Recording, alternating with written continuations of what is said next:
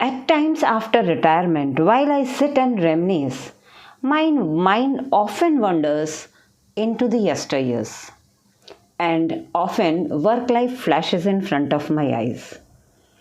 I am surprised that more than the science labs and the subjects I taught, I remember the extracurricular activities where students worked happily and my role was not of an expert.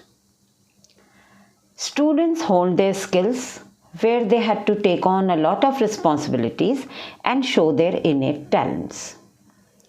I think of the duties entrusted to me on several occasions.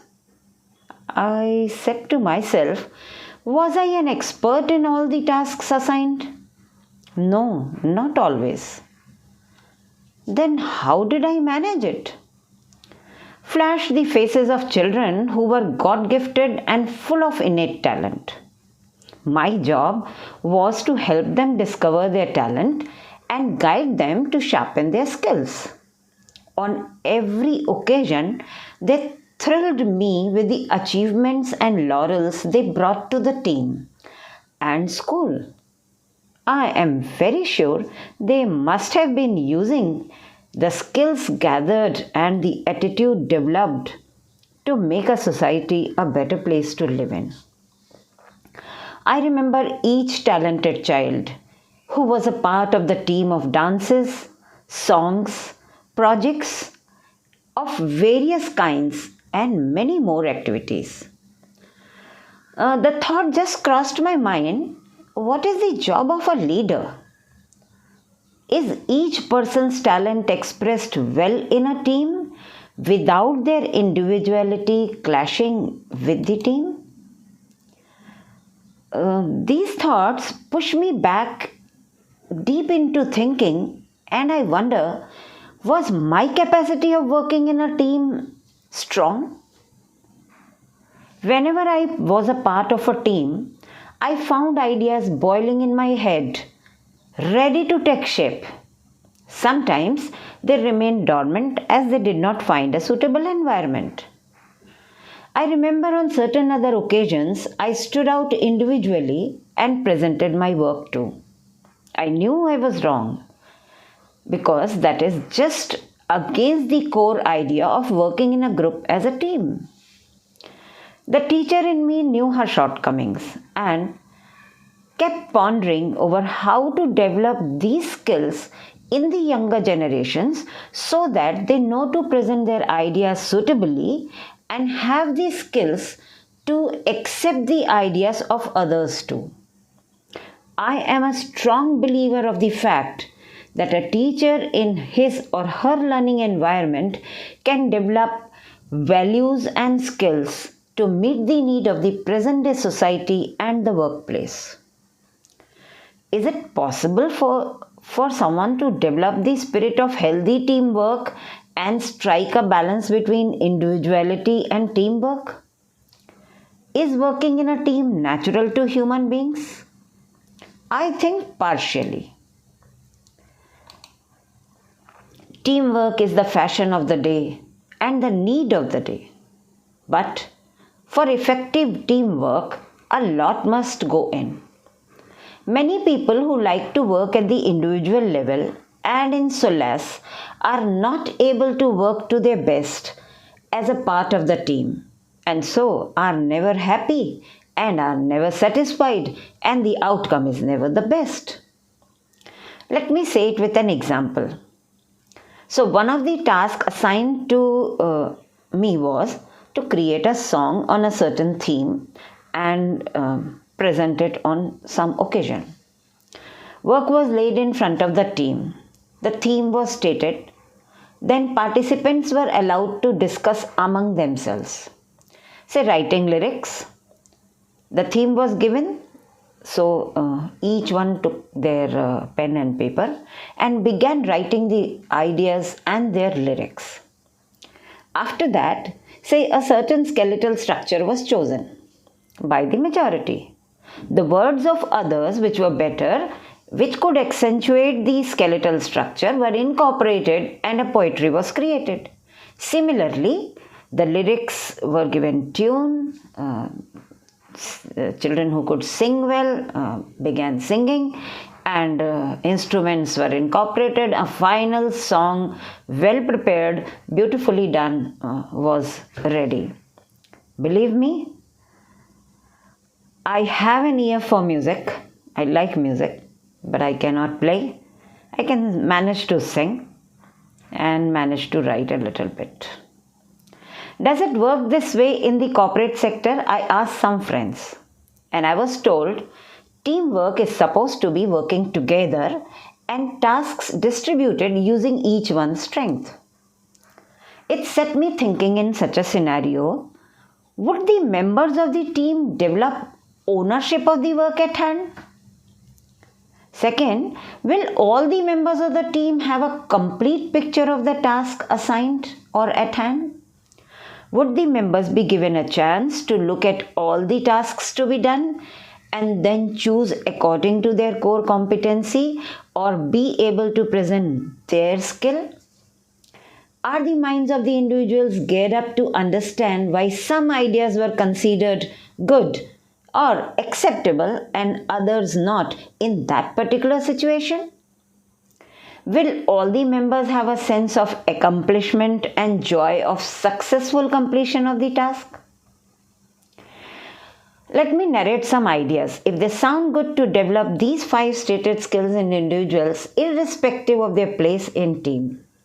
I feel that the leader's role must be amazingly effective in the process. A team will have different individuals with different capacities and vulnerabilities. Some will be automatically motivated, ready to take the work in its stride, while others will have to be motivated for the common goal. There will be occasions when the team might be more skilled in their work and the leader may not know the work so well, as I explained in the example earlier. Here, giving importance to the skilled members of the team and team subordinates can be an ego issue for a leader or a person in authority.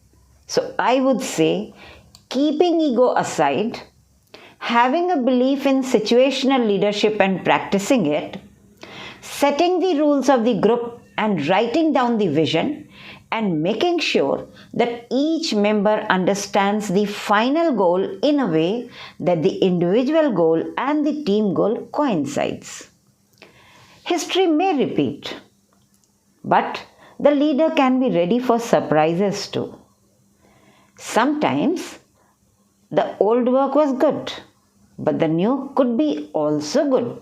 Yet, something else which might come tomorrow will also be good, and that is accepting the new and challenging and changing what already is a norm should be accepted and appreciated too.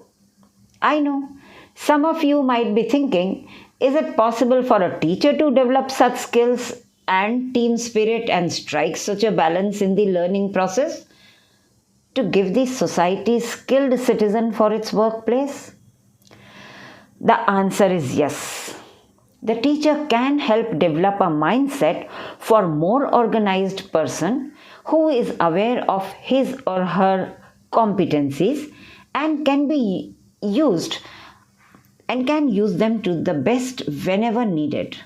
Even a mindset to be able to accept the new uncommon changes and many more skills which will give the workplace a work-ready employee.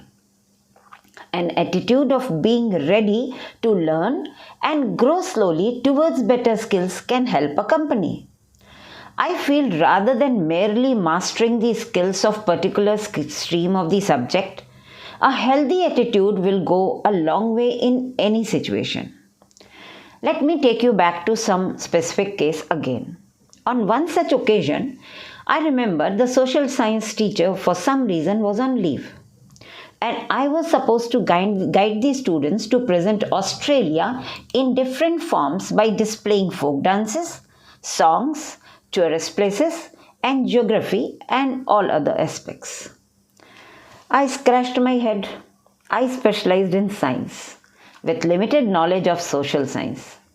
How will I manage the task to guide students?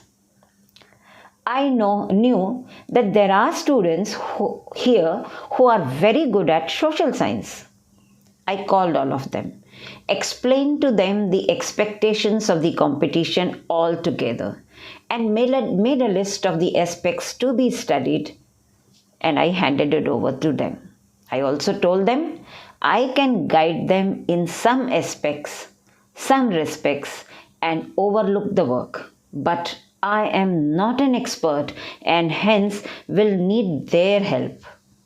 I cannot be the owner of the project. I will remain an active member. Believe me, 3/4 of the work was already easy and my stress level was reduced. I found students discussing it among themselves, planning, chalking out the important and not so important. Those who knew to play instruments started planning for the song, dances, and I'm sure each one in the audience by now know that I guided them as an adult and a little experience of mine in many ways which they needed.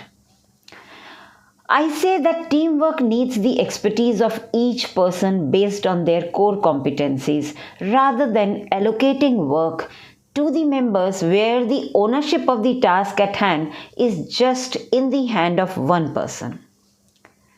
Finally, I can say that the leader should have exposure to different skills, should have a vision, should be clear with his or her instructions, and should be able to know the psychology of each person of the group. Some people may be having trouble at home. Some people know these skills but are not bold enough to present it. So all kinds of guidance and support should be given. And I feel that the educators will have to extend their role from merely teaching these subjects and making these students the master of what is already present in the books to develop different skills which will be useful in their day-to-day work. Thank you.